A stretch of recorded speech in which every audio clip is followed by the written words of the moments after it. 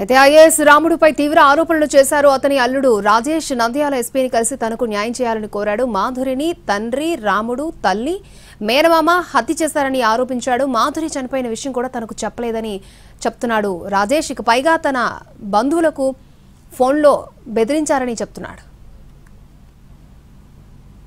చేశారు వాళ్ళ మమ్మీ, వాళ్ళ డాడీ, వాళ్ళ వాళ్ళ మామ వాళ్ళు అందరు కలిసి రోజు ఫోన్ చేసి టార్చర్ చేశారు. వాళ్ళ మమ్మీకి, వాళ్ళ డాడీకి ఇట్లా బాబాని ఎట్లా పెట్టుకుంటున్నాను మీరు ఇంట్లో అంటే, వాళ్ళ డాడీ వాళ్ళ మమ్మీ రోజు టార్చర్ పెడుతున్నారంట.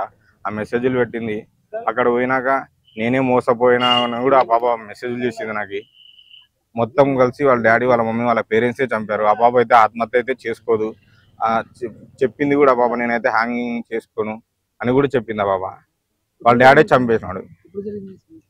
నాకు నిన్న 4 తెలిసింది. మామూలుగా ఊర్లో అనుకుంటున్నారు కానీ హ్యాంగ్ చేసుకుంది అట్లా ఇట్లా అని.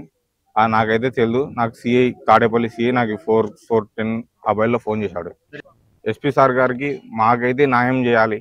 నాకైతే ఒక భర్తగా ఉండి ఇంతవరకు నాకు ఏం తెలియదు. అక్కడ నుంచి సమాచారం పోస్ట్ మాస్టర్ చేస్తున్నారా లేదా తెలియదు.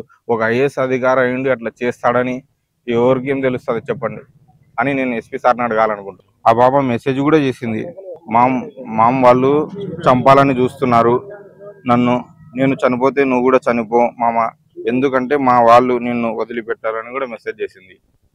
లాస్ట్ మెసేజ్ ఇదే. అందుకు నేను తాడేపల్లికి పోలేకుంటున్నాను. నాకు ఎట్లున్న డిపార్ట్మెంట్ మొత్తం న్యాయం చేయాలని నేను అనుకుంటున్నాను.